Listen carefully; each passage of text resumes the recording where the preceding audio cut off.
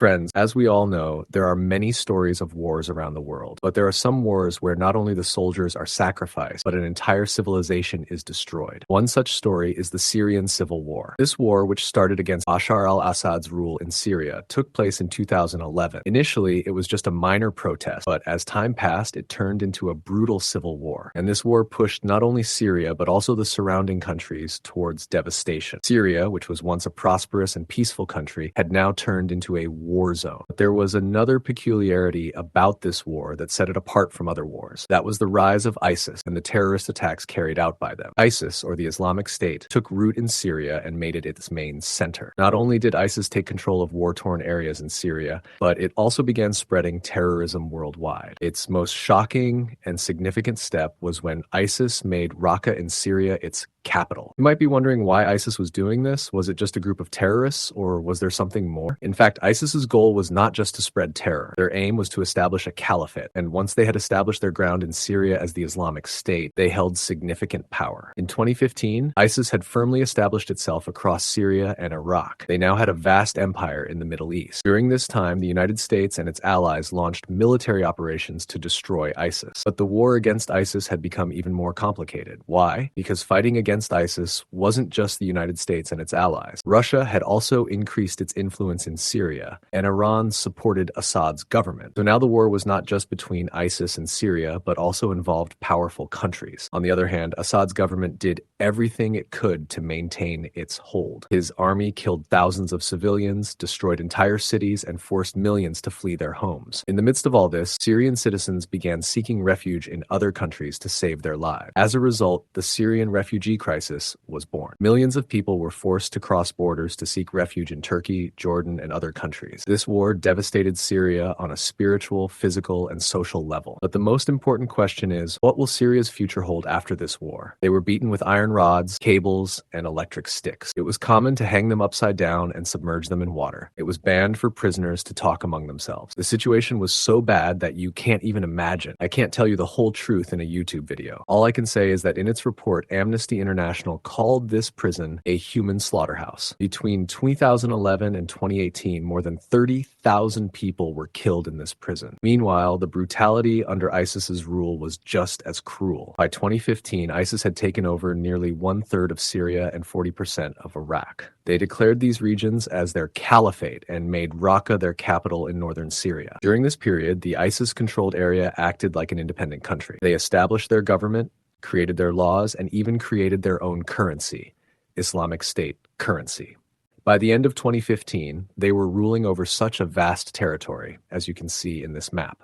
Around 12 million people were under their rule. ISIS carried out horrific massacres against the minorities living in this region. Additionally, they destroyed hundreds of cultural sites.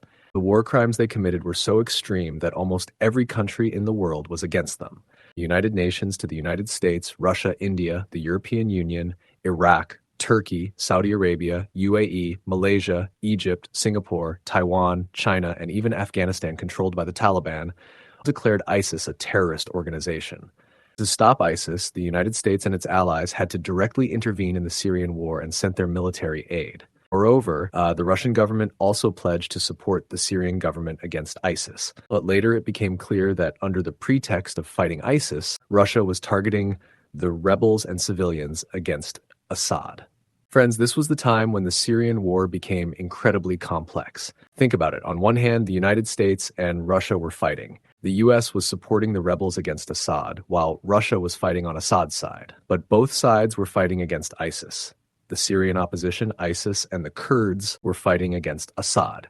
Assad, the Syrian opposition, and the Kurds were fighting against ISIS. And at some point, Turkey also got involved. Turkey had been fighting with the Kurds for years, so as soon as the Kurds gained power in Syria, Turkey started fighting against them. But since the US was supporting the Kurds, Turkey began to oppose the US, and Iran and Hezbollah, which were supporting Assad, were fighting against ISIS. As a result, Syria became a brutal war zone. That's why you might find videos showing entire Syrian cities being devastated. There's only rubble and abandoned buildings. So many cities have been destroyed. This resulted in the Syrian refugee crisis in 2015-16. In Syria, we were escaping from airstrikes, barrel bombs, and ISIS. We were exhausted. If so many groups and countries are fighting in the same place, what are the civilians supposed to do? There was no safe place for them.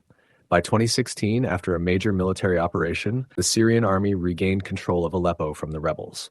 The Syrian army has now taken control of more than 90% of the city since it began its campaign to retake Aleppo.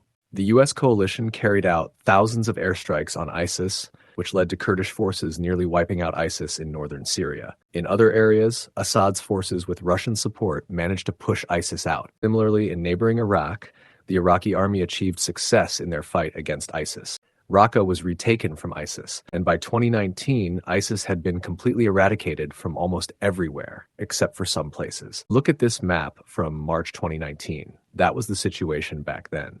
After the change in Syria's situation, Russia invaded Ukraine in 2022. This was the beginning of the Russia-Ukraine war, which is still ongoing. Tensions between Russia and the West are rapidly increasing. President Biden is considering deploying thousands of troops in Eastern Europe. After that, in 2023, the Israel-Palestine war began, which also involved Hezbollah and Iran. And because Hezbollah didn't have enough troops, they withdrew their forces from Syria. Because of these two major wars, Assad's biggest supporters, Russia, Iran, and Hezbollah, became occupied with their own battles. In such a situation, you might think that if you were Bashar al-Assad, you would try to maintain peace and not let the situation in Syria worsen. But in November 2024, Assad's government again began attacking the rebels. This proved to be Bashar al-Assad's biggest mistake. On November 27, 2024, the rebels began their counterattack against the government. Initially, they had planned a small attack against the government, but when they saw that the government forces were retreating easily, they advanced further. Within just 2 days, by November 29th, the rebels took control of Aleppo, Syria's largest and economically significant city. Assad was not receiving support from Russia or Iran. Then, on November 30th, the rebels took control of Aleppo. Now, Russia carried out airstrikes on the rebels' positions to support Bashar al-Assad, but it wasn't enough. Due to being occupied with the war in Ukraine, Russia didn't have enough troops to support Assad. On December 8th, 2024, the rebels took control of Damascus. Assad's soldiers were nowhere to be seen. And then, as Assad realized he was losing control, he immediately boarded a plane and left the country. Reports suggest that he may have sought refuge in Russia. And with that, the dictatorship in Syria came to an end. People all over the country were celebrating in the streets. They were celebrating their victory against the dictatorship. As soon as Assad left the country, people stormed the presidential palace and either took items from there or set it on fire. The Syrian Civil War lasted nearly 14 years. Over 500,000 people were killed, and about 13 million were displaced. Around 4.8 million people are living abroad as refugees. Now, we probably come to the most important question: what will happen now?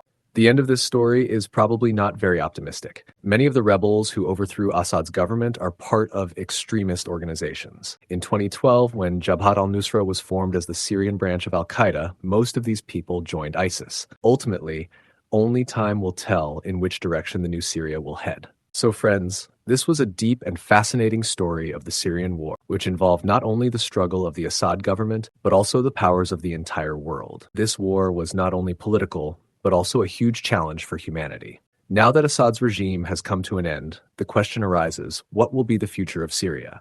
If you found this video informative and interesting, please don't forget to like and subscribe. And yes, share this video with your friends so that this important information reaches even more people. If you have any questions or opinions, please feel free to share them in the comments section.